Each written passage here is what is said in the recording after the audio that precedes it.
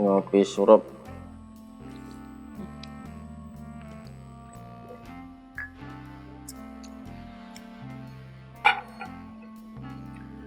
Baik pemirsa tribunnews.com, tribunjateng.com. Hari ini kita ngopi surup bersama saya S. Widodo, News Manager Tribun Jateng, dan kedatangan tamu istimewa yaitu Bapak Arif Rohman MSI. Beliau adalah Wakil Bupati Blora dan saat ini adalah calon Bupati Blora 2020 yang nanti akan pilkada serentak di Indonesia. Baik, sebelum kami mulai, ini Pak Arif ini adalah dulu pernah juga anggota DPRD Jateng dan saat ini fokus untuk menjadi calon Bupati Blora. Nanti kita akan bincang-bincang santai dengan beliau yang sudah pengalaman di Jakarta, pengalaman di alumni pesantren juga, alumni UI juga. Sebelumnya kita sapa dulu, selamat siang Pak Arif. Assalamualaikum. Pak Arif boleh cerita dulu apa sih di Blora itu, kira-kira kulinernya apa? Biar orang datang ke sana gitu. Jadi kalau ngomong Blora itu pasti sate Blora. Oh, sate Blora. Jadi sate Blora ini sudah terkenal, melegenda lah. Oh. Selain ada sate, di sana juga ada pecel khas Blora, lontong khas Blora, ada juga yang masakan opor. Ada opor paling enak sedunia itu, opor Ngloram. Opor Ngloram. Dengan bandara. Oh, dekat bandara. Oh, yang baru itu ya, Pak? Ya, terus kemudian ada ayam bakar dan beberapa kuliner yang lain. Kulinernya Blora ini enak-enak. Makanya saya ketika setelah dari Jakarta ditugaskan ke Blora ini nambah berat badan karena asik kuliner ya, menikmati kuliner Blora. Jadi kalau belum menikmati kuliner Blora rasanya belum lengkap. Pak Arif, ini bincang-bincang, ini orang taunya Blora itu kadang lebih tahu ke Cepu. Nah, coba cerita dulu potensinya seperti apa, potensi alam sana, Pak. Jadi gini, orang Cepu itu kecamatan bagian dari Blora, tapi memang lebih terkenal Cepu. Nah, memang karena Cepu itu dulu penghasil migas, sampai sekarang juga masih penghasil migas. Aktif ya, masih ya. Dan di sana ini, Blora ini separuh wilayah kita itu wilayah hutan jadi. Wah, kaya hutan. Jadi kaya hutan. Jadi penghasil sumber daya alam, migas dan hutan jati. Nah, ini kita ada 16 kecamatan, ada sekitar 300 desa kelurahan, dan potensi Blora yang ada ini kami optimis ke depan ini bisa kita kembangkan. Apalagi nanti akan ada bandara di Cepu. Bandara Ngloram. Bandara Ngloram. Iya, Ngloram. Itu nanti kita kalau ada bandara, tentunya kita akan menata sektor yang lain, sektor pariwisata, sektor investasi dan yang lainnya. Ini harapan bahwa Blora ini memang di Jawa Tengah ini salah satu kabupaten yang masih masuk zona merah. Dalam hal kemiskinan. Oh, kemiskinan. Nah, ini menjadi tantangan kita, PR kita. Tentunya dengan dianugerahi oleh Allah punya alam dan punya potensi itu, kita optimis nanti ke depan Blora akan maju. Kira-kira apa Pak Arif yang perlu ditata? Orang kan pengen ke Blora gitu ya. Jalannya kan agak muter-muter ya. Kalau dari Semarang juga lewat Grobogan, kemudian lewat hutan juga. Kalau dari Solo juga lewat Purwodadi. Bapak cerita dulu kondisi. Jadi gini, memang Blora ini adalah wilayah timur dari Jawa Tengah, berbatasan dengan Jawa Timur. Jadi kita mimpi ke depan, kita pengen jadi Banyuwanginya Jawa Timur. Nah, kalau di Jawa Tengah ini Banyuwanginya ya di Blora itu. Jadi Blora kayak Banyuwanginya Jawa Tengah itu. Jadi ada syaratnya, memang harus ada aksesibilitas. Syaratnya harus ada transportasi menuju ke Blora ini. Oleh karena itu kita mendorong agar bandara ini nanti segera beroperasi, sehingga orang mau dari Jakarta mau ke Blora ini langsung connect, tidak harus lewat Semarang, biar langsung. Ada juga akses kereta api. Kereta ya. Dan kita optimis nantinya sektor-sektor lain akan bergerak kalau ke depan pembangunan Blora ini untuk fokus ke infrastruktur, jalan, terus kemudian juga air bersih, dan juga penataan sektor tadi, pariwisata, kebudayaan, khasanah, kekayaan Blora ini sebenarnya luar biasa. Bisa. Pak, kalau ini kan sekarang orang-orang pada suka sepedaan. Yeah. Di Blora ada potensi itu? Oh iya, saya hobinya juga termasuk sepedaan. Sepedaan. Jadi, banyak sebenarnya menyusuri kawasan hutan jati, sepedaan, nanti habis berhenti kuliner. Di daerah mana itu, Pak? Cepu Blora. Cepu Blora. Biasanya rutenya sekarang Cepu Blora, Blora langsung ke Rembang, nanti balik lagi.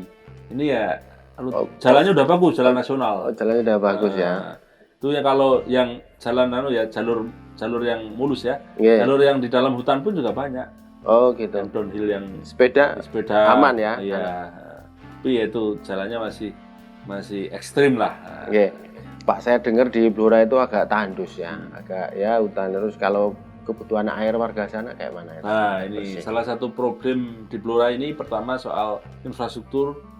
Memang hari ini PR kita bagaimana memperbaiki jalan yang rusak ini. Yeah. Hampir 300 km lebih jalan yang rusak di 300 km.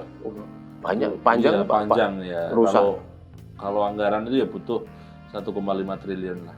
Oleh karena itu kita memang harus bersinergi dengan pemerintah pusat, dengan pemerintah provinsi bagaimana nanti persoalan jalan ini selesai. Yang kedua soal air. Ini menjadi PR kita. Yeah. Jadi kalau musim kemarau memang menjadi PR yang klasik bahwa Blora ini kekurangan air. Nah, oleh karena itu kita nanti upaya bagaimana kita persoalan air ini bisa kita selesaikan. Ada upaya instan, ada upaya jangka panjang.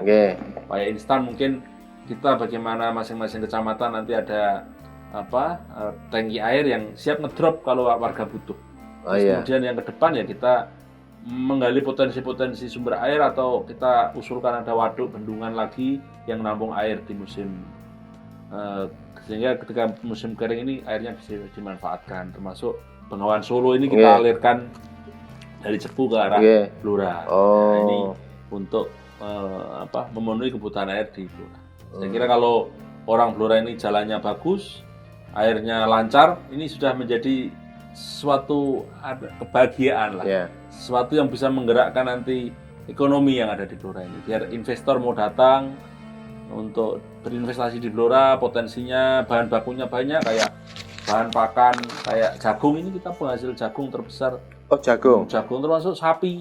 Oh, banyak peternakan sana ya, Pak? Sapi ini populasinya di Jawa Tengah ini terbesar di Blora. Oh gitu. 230.000 ekor.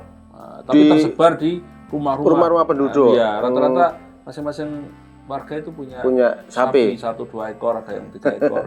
Nah, ke depan bagaimana potensi ini bisa kita kelola sehingga menghasilkan bisa meningkatkan ekonomi warga. Satu lagi, Pak, pendidikan apa kira-kira nanti ke depan seperti apa sekarang? Pendidikan ini menjadi concern kita juga. Kita ingin bahwasanya SDM anak-anak Blora ini bisa kita tingkatkan. Kita ingin nanti ada beasiswa untuk warga yang tidak mampu. Beasiswa bagi warga miskin ya. Untuk bagaimana satu desa minimal ada 2 sarjana. Satu desa di bidang keagamaan kita dorong juga bagaimana satu desa minimal ada 1 hafid Quran, biar bisa istilahnya tadi dunianya dapat, pembinaannya juga dapat. Ada banyak pesantren kan, Pak? Ya, banyak pesantren tahfidz, tapi bagaimana kita ratakan untuk dan juga kita tidak hanya pendidikan agama Islam aja, pendidikan non muslim, sekolah minggu dan sebagainya, kita fasilitasi lah.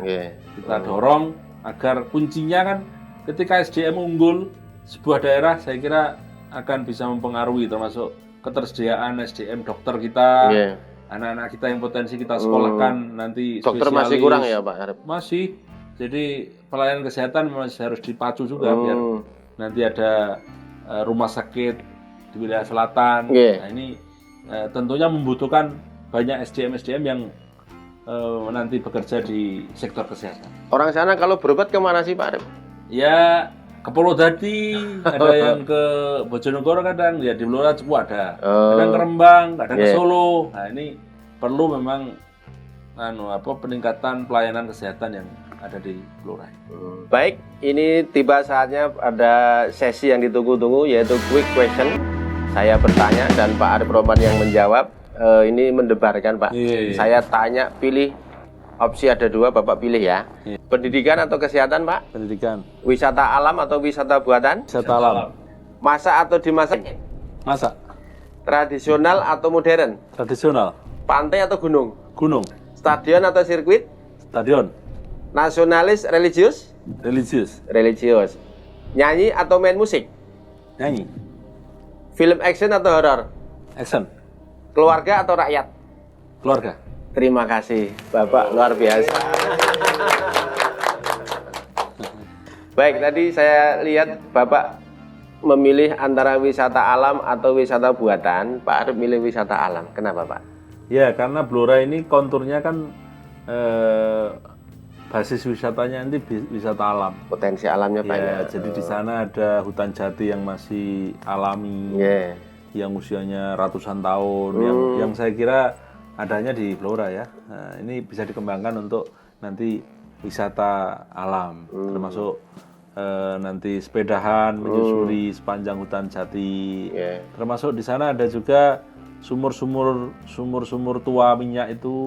Peninggalan Belanda yang itu saya kira adanya di Blora aja. Iya, memang iya. Istilahnya nimba pakai mesin aja keluar. Yang mesin tradisional itu ya, Pak ya? Ada anggok, ada yang pakai apa ya? Diesel generator itu bisa keluar minyaknya ya. Ini kita memang walaupun tidak menafikan wisata buatan, kita tentunya wisata alam menjadi apa? Daya tarik tersendiri. Jadi yang di mana di daerah lain itu potensinya tidak ada. Terus satu lagi Pak, jenengan tadi pilih sirkuit atau stadion? Jenengan pilih stadion. Kalau hari ini aspirasi anak-anak muda Blora itu pengennya stadion, karena stadionnya sekarang dirobohkan. Nah ini belum ada penggantinya. Nah ini kita pengen nanti ke depan sepak bola di Blora ini bisa maju. Nah ini harus ada stadion yang ya untuk memfasilitasi hobi anak-anak muda. Selain itu juga sirkuit kedua setelah stadion.